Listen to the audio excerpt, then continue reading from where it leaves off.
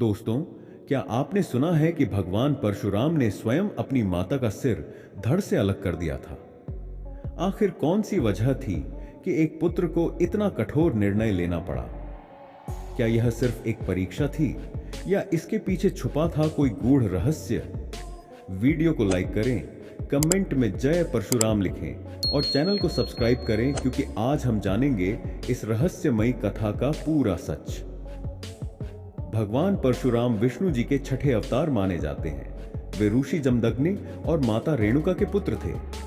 परशुराम एक महान योद्धा, तपस्वी और शिव भक्त थे, जिन्होंने अपने कुल्हाड़ी से अधर्मी क्षत्रियों का संहार किया था। माता रेणुका अपने पतिव्रत धर्म और पवित्रता के लिए जानी जाती थी। वे प्रतिदिन नदी से जल भरकर लाती, जिससे उनके पति ऋषि जमदग्नि यज्ञ किया करते थे। उनकी शुद्धता और भक्ति के कारण उन्हें अद्भुत दिव्य शक्तियां प्राप्त थीं। एक दिन जब रेणुका नदी से जल लेने गईं, उन्होंने वहां राजा चित्ररथ को अपनी पत्नियों संग जल क्रीड़ा करते हुए देखा। उनकी चंचल बुद्धि क्षण भर के लिए विचलित हुई, जिससे उनकी तपस्या और शुद्धता खंडित हो गई। जब वे आश्रम लौटी तो ऋषि जमदग्नि को अपने योग बल से यह जान लिया। वे अत्यंत क्रोधित हुए और इसे पतिव्रत धर्म का पतन मानते हुए अपनी पत्नी को मृत्यु दंड देने का निर्णय लिया। उन्होंने अपने सभी पुत्रों को बुलाया और आदेश दिया, जो भी पुत्र मेरी आज्ञा का पालन करेगा वही मेरा सच्चा उत्तराधिकारी होगा। परशुराम जी ने अपने माता का वध क्यों किया?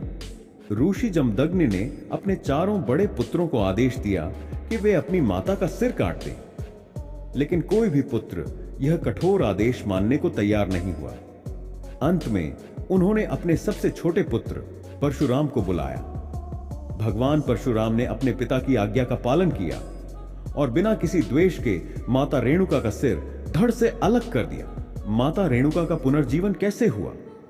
ऋषि जमदग्नि अपने पुत्र की आज्ञाकारिता और निष्ठा से अत्यंत प्रसन्न हुए। उन्होंने परशुराम से कहा, मैं तुम्हें वरदान देना चाहता हूं, जो चाहो मांग लो। परशुराम जी ने विनम्रता से प्रार्थना की, पिताश्री, यदि आप मुझसे प्रसन्न हैं तो कृपया मेरी माता को पुनर्जीवित कर दीजिए और उन्हें इस घटना की कोई स्मृति न रहे। ऋषि जमदग्नि ने अपनी तपस्या के बल से माता रेणुका को पुनर्जीवित कर दिया और वे पहले की तरह पवित्र और पूजनीय बन गई। अगर महर्षि जमदग्नि ने यह आदेश न दिया होता तो क्या परशुराम का इतिहास कुछ और होता? क्या आज के समय में भी ऐसी कठोर आज्ञाकारिता संभव है?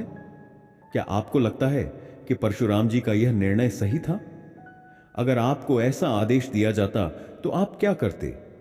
क्या आपको लगता है कि परशुराम जी के क्रोध के कारण उन्होंने बाद में पश्चाताप किया होगा?